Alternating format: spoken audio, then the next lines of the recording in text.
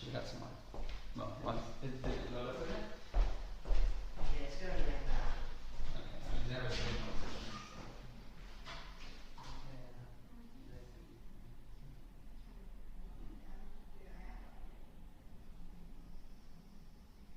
I think I can get more into it now.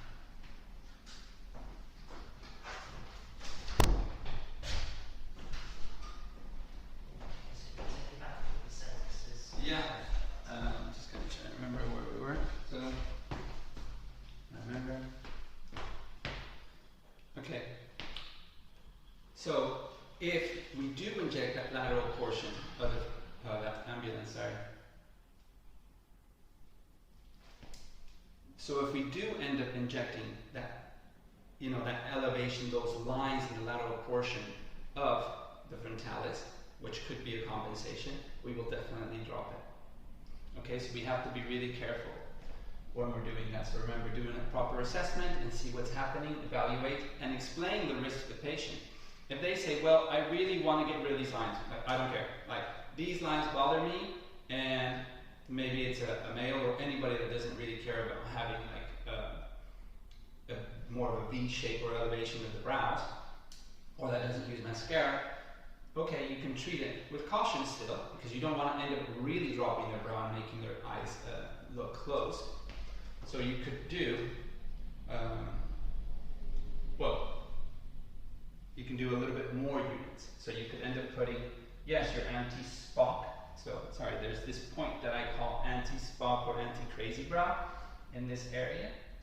And it's about 1 centimeter to 1.5 centimeters from that mid-papillary line. You're going to inject there 1 to 2 units. I usually inject just 1 unit and bring them back if they need more. It's better to be cautious because you can always put a little bit more, but you can't really take it away. You're going to have to wait the duration of the product you're using, 3-4 months, or up to 7 if it's taxified. Okay, so yeah, I'm saying if they do really not want these lines, and this didn't cut it, you can go ahead and enter into this zone where it will definitely drop, and it will stop the lines, but just go with caution. So from the mid-papillary line, go about 1 centimeter down, and 1 centimeter across, and do another unit there. Okay? So you have your anti-spock, anti-crazy brow, your normal one, but if they really have these lines on the sides, and they don't want them, but they are aware and have consented that that will very likely, well, for sure will limit the elevation of that portion of the brow, but can also very likely cause them to droop, and they could have like more, an appearance of a bit more of a closed up eye, rather than opening, which most people is the reason why they get the neurotoxin around the eye area, and the forehead.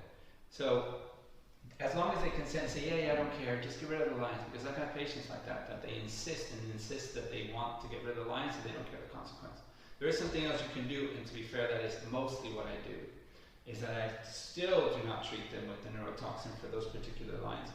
I switch over to Bellatero Balance, which is a very, very thin filler, super cohesive, and you can put that with the flat blanching technique onto those lines, and it does the job instead of the neurotoxin. It gets rid of the line or softens it at least for those maybe 4 or 5 months. So that's an alternative to think about. You can take that class as well if you haven't done so already. So yeah, those are the main injection points. So I will put this one here as a red, okay? Because I'm saying you really try and avoid it as most as you can. If you really have to and they insist and you've signed, then go ahead. You can do it, but it will limit that elevation of brow. Obviously, the rest will limit the elevation of the brows, but you still have some sort of elevation, some sort of movement of the brows. It's important to consider that. So now let's move on to the. So is that clear? Is that quite clear? I hope it is. Because if not, I'll just say it one more time. Frontalis, elevate. You got to be careful not to drop the brows. And we also have to be careful not to elevate the brows excessively, unless they really want that. You can elevate the brows to something that is called a maximum brow lift, and you can achieve that by relaxing the medial portion of the frontalis and avoiding any injections in the lateral portion, plus relaxing the corrugator, the procerus, procerus not so much, but the corrugator, and the auricularis oculi. So if I relax this muscle that's pulling down here with some neurotoxin, this is going to like release, it's going to just release it, so it's going to be able to elevate it, and that's how you get that little brow corner. As well, if I release this constant pull down from the corrugator, again, that's also going to help elevate the brows, but more in the medial portion rather than the lateral portion. So if I relax here, the medial portion, you get your maximum elevation of the